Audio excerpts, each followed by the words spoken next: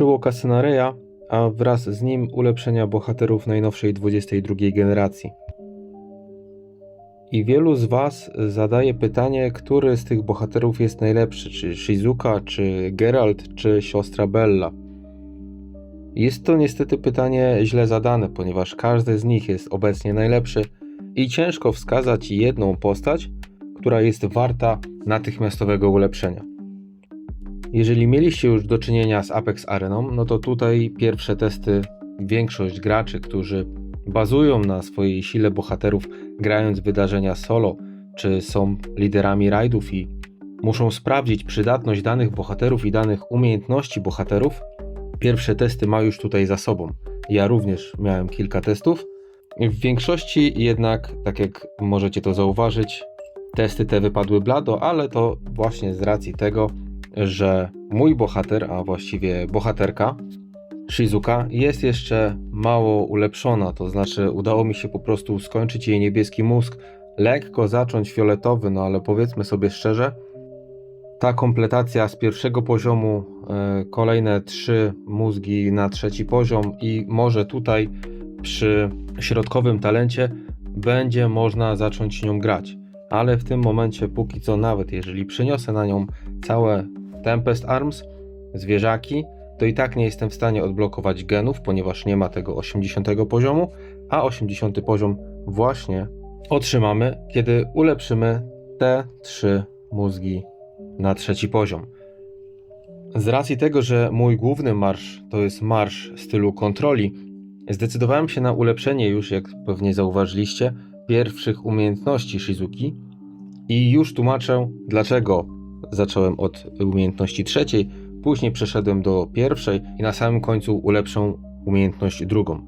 Z tego względu, że trzecia umiejętność, toksyczna dominacja, sprawia, że Shizuka rozpościera na pole bitwy toksyczny proszek, który redukuje obrażenia, które zadają nam nasi rywale. I tutaj jest dosyć duża redukcja tych obrażeń o 15,2% na 9 poziomie, a oprócz tego zwiększa obrażenia, które nasz skład, nasz marsz w stylu kontroli zada z obrażeń kontrolowanych w czasie, czyli podpalenie, zatrucie czy krwawienie.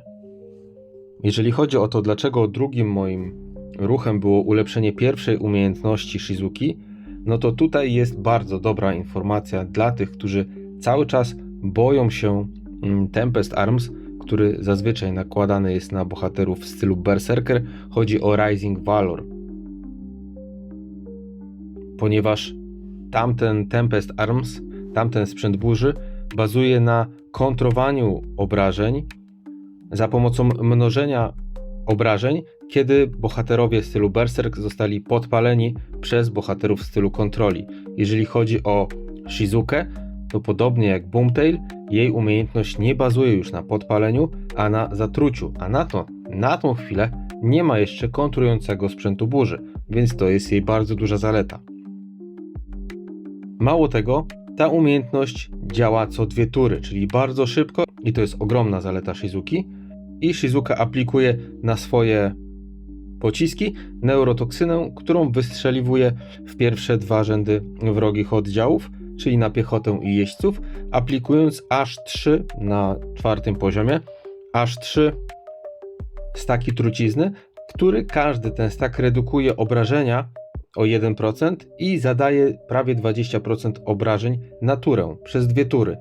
Czyli biorąc pod uwagę, że Shizuka wystrzeliwuje swoje pociski co 2 tury, a sam efekt trwa 2 tury, no to można powiedzieć, że w zasadzie cały czas Shizuka używa swoich aktywnych umiejętności.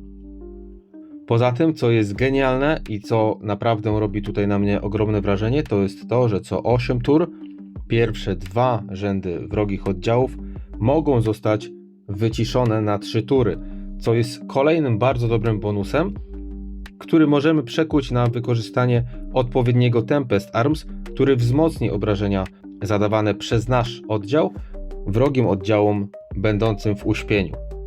Idealnym przykładem takiego Tempest Arms jest mina lądowa i tutaj macie pokazane, że ten bohater zadaje 170% obrażeń na oddziały, które zostały między innymi uciszone i właśnie z tej umiejętności dodatkowej będzie korzystać cały nasz marsz, nie tylko Shizuka. Jeżeli z kolei interesują Was bohaterowie stylu Berserk oraz stylu oporu, to bardzo chętnie opowiem Wam o nich w kolejnych wideo, ponieważ nie chciałbym Was zanudzać i sprawiać, że to wideo jest bardzo długie, a każdy z nich ma interesujące umiejętności, które na pewno zmienią obecny obraz bitew. Także dziękując za Wasz poświęcony czas, zapraszam do kolejnego wideo. Trzymajcie się, cześć!